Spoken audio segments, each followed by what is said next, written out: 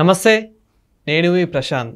వల్లభనేనికి ఎదురు తిరిగిన కొడాలి పేర్ని నాని. సో అసలు ఏం జరుగుతుంది, దీని గురించి అయితే మాట్లాడేందుకు ప్రస్తుతం మనతో పాటు సీనియర్ జర్నలిస్ట్ దుర్గా వడ్లమణి గారు ఉన్నారు. నమస్తే అండి. నమస్తే మా మేడం, ఏమవుతుంది వల్లభనేనికి ఇప్పుడు కొడాలి నాని అదేవిధంగా పేర్ని నాని గారు అయితే ఇప్పుడు ఎదురు తిరిగినట్లయితే తెలుస్తుంది. అసలు ఏం జరుగుతుంది మేడం?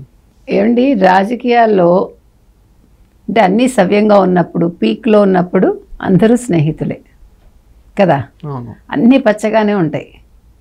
ఒక్కసారి అధికార మదం దిగిపోయాక ఏమవుతుందో మనకి వల్లభనేని వంశీనే తార్కాణం.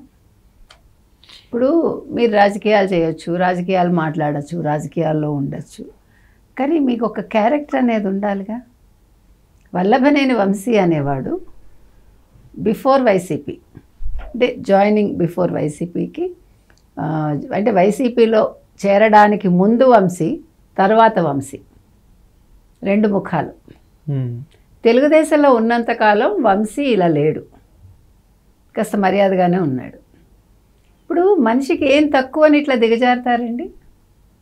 ఎంత డబ్బు ఉంటే మీకు ఆనందం ఉంటుంది? ఏంటి మీకు అసలు ఏంటి పవర్ అంటే ఏంటి పవరు? ఓ మనం కార్లలో తిరిగేసి అరుచుకుంటూ వెళ్ళిపోయి అందరినీ బెదిరించేసి అదే పవరు? అది ఎంతకాలం ఉంటుంది? ఇప్పుడు నీ ఒంట్లో శక్తి ఉన్నంతసేపు నువ్వు బాగానే ఉంటావు.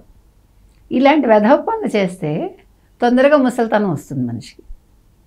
మీరు ఎవరినైనా అంటే మనం ఆఫ్ లైట్ చూసుకుంటూ వస్తే, జైలుకి వెళ్ళకముందు, జైలుకి వెళ్ళాక ఒక మనిషి, కవితను చూడండి, అంతవరకు బ్యూటీ పార్లర్ చుట్టూ తిరిగిన కవిత గారు ఎట్లా తయారయ్యారు జైల్లోకి వెళ్ళాక. అంటే అసలు రూపు బయటకు వస్తుంది ఎవరికైనా. అది కవిత గారనే కాదు, అందరికీ, మహామహులకు కూడా. తర్వాత ఇప్పుడు వల్లభనేని వంశీ, కొత్త కొత్త రోగాలు వచ్చేస్తాయి వీళ్ళకి. నేను కింద పడుకోలేను, నాకు మంచం కావాలి, నిన్న పట్టుదల, నిన్న వాళ్ళని తిట్టేట బూతులు పోలీసుల్ని.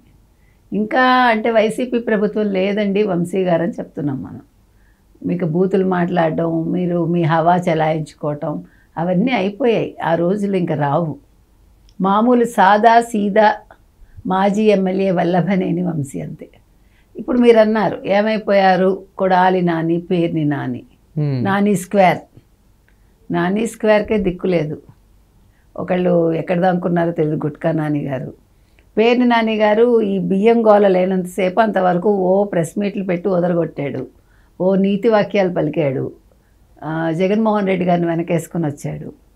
ఎప్పుడైతే ఆయన గోడౌన్స్ గోల, బియ్యం మాయమైపోవడం, ఆ మాయమైన బియ్యానికి ఆయన చాలా అంటే నిజాయితీగా డబ్బులు కట్టి.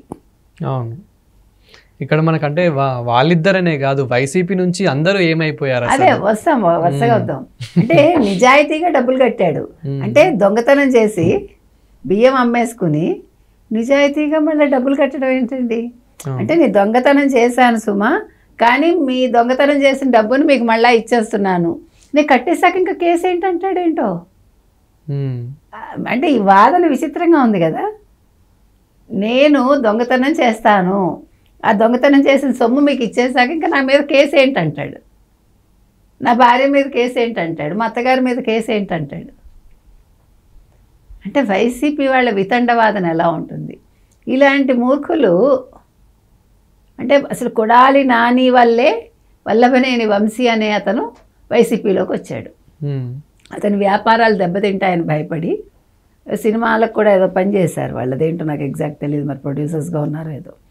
సో ఆ ఇదిలో వచ్చి పోనీ వచ్చినవాడు కాస్త మర్యాదగా ఉండొచ్చుగా, ఎందుకంత నోరు పడేసుకుని, ఎందుకంత బూతులు మాట్లాడి ఏం కలిసి వస్తుంది? ఆయన ఏమైనా నీకు పదవి ఇచ్చేస్తాడు? ఆ ముష్టి పదవి వస్తే ఎంత, రాకపోతే ఎంత? నువ్వు తిట్లు తిని, లేదు నువ్వు తిట్టి ఆడవాళ్ళని బూతులు మాట్లాడి ఆ మాట్లాడినందుకు ఒక పదవి వచ్చింది అంటే అంతకంటే నీచ నికృష్టమైన బతుకు ఇంకోటి ఉంటుందా? అంతకంటే ఆ దరిద్ర ఎమ్మెల్యే పదవికి నువ్వు రిజైన్ చేసేసి నువ్వు ఒక సాదాసీదా మనిషిగా బతకచ్చుగా. అంటే విలువలు విలువలు నీ జగన్మోహన్ రెడ్డి చెప్పే విలువలు, విశ్వసనీయత మీ ఎవరికి వంట పట్టలేదా? అంటే ఆయనకే లేవు మాకెందుకని అనుకున్నారా మీరు? చాలా జుగుప్సగా ఉందండి. ఇలాంటి వాళ్ళ గురించి మాట్లాడాలి అంటే మనకి సిగ్గేస్తుంది. భువనేశ్వర్ గారి గురించి నువ్వు అంత నీచంగా మాట్లాడి నిన్న నీ భార్య వచ్చి బయటకు వచ్చి అక్కడ హల్చల్ చేసేసి దేనికి చేస్తావు నువ్వు? భువనేశ్వర్ గారిని తిట్టినప్పుడు నీ భర్త నువ్వు ఎలా వెనకేసుకుని వచ్చావు? కాబట్టి ఒంట్లో బాగాలేదా, ట్యాబ్లెట్లు ఇవ్వాలా? బాగోదు, ఎవరికి బాగోదు. మీరు చేసిన వెధవ పనులకు ఎదురుగుండా వాళ్ళకి ఎంత బాగాలేదు. మీకు అరెస్ట్ అయ్యేసి మీకు రోగాలు వచ్చేస్తాయా? చాలా విచిత్రం అండి. ఇప్పుడు వల్లభనేని వంశీ ఏమైపోయాడు మరి? వల్లభనేని వంశీ అండ చూసుకుని ఈయన రెచ్చిపోయాడు, ఈయన ఫ్రెండ్షిప్ చూసుకుని ఆయన రెచ్చిపోయాడు, జగన్మోహన్ రెడ్డిని చూసుకుని ఇద్దరూ రెచ్చిపోయారు.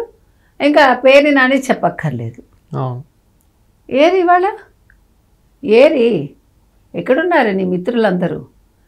వీళ్ళ మిత్రులు అంటే ఇక్కడ వీళ్ళని చూసుకొని రెచ్చిపోయారంటారా, లేకపోతే రాజకీయమే వీళ్ళని మార్చేసిందంటారా? రాజకీయం ఎప్పుడు ఒకలాగే. రాజకీయం అంటే ఏంటండి? మనుషులు నడవడే కదా.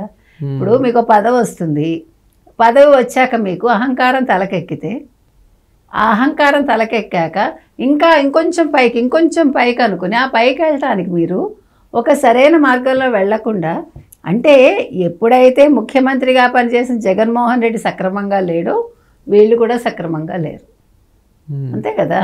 వ్యక్తులు మాట్లాడితే ఆయన కళ్ళల్లో ఆనందం వస్తుందంటే ముందు ఆయన మానసిక స్థితి ఎలా ఉంది?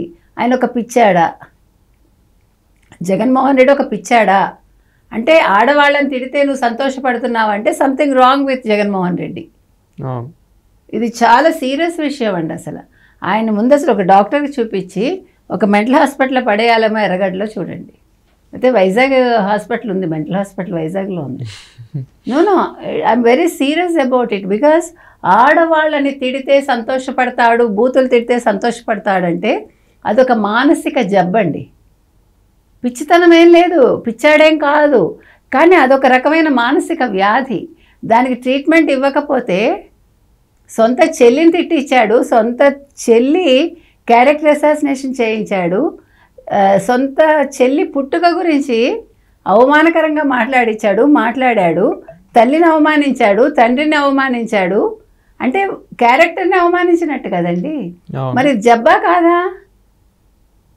మరి ఇప్పుడు అదేదో అంటారు, పైన ఉన్నవాడు అలా ఉంటే కింద ఉన్నవాడు ఇలాగే ఉంటాడు. తేడా ఏముంటుంది? జగన్మోహన్ రెడ్డి ఎలా ఉన్నాడో వీళ్ళు అలాగే ఉన్నారు, ఏమీ తేడా లేదు. ఇంకా మిగతా వాళ్ళు అంటారా? ఇప్పుడు నిన్ననేమో సజ్జల వెనకేసుకొచ్చాడు. మన జగన్మోహన్ రెడ్డి ఏమన్నాడు? మీరు ఎవ్వరు అసలు వల్లభనేని వంశీని పట్టించుకోకండి, ఇది SC ST అట్రాసిటీ కేసు, మనం మాట్లాడొద్దు అన్నాడు. మళ్ళీ కార్యకర్తలకు భయపడి మళ్ళీ మనం క్యాడర్ పట్టించుకోవాలని మళ్ళీ పట్టించుకోమన్నాడు. ఇలా సజ్జల బయటకు వచ్చి ప్రెస్ మీట్ పెట్టేసి పెద్ద పెద్ద మాటలు మాట్లాడేశాడు. ఇప్పుడు మళ్ళీ ఏదో ప్రెస్ మీట్ నడుస్తున్నట్టుంది సజ్జలది. ఇప్పుడు మళ్ళీ పట్టించుకోవద్దని చెప్తున్నట్టున్నాడు. కాబట్టి వీళ్ళెవ్వరూ కూడా పట్టించుకోరండి. వల్లభనేని వంశీకి ఇప్పుడు సరైన ముఖ చిత్రం ఏంటి అనేది అర్థమవుతుంది, రాజకీయం అర్థమవుతుంది. ఈసారి జైలుకి వెళ్ళొచ్చి ఒళ్ళు దగ్గర పెట్టుకుని ఒక మామూలు సాదాసీదా మనిషిగా బతకమని మనం కోరుతున్నాం. Thank you madam. Thank you.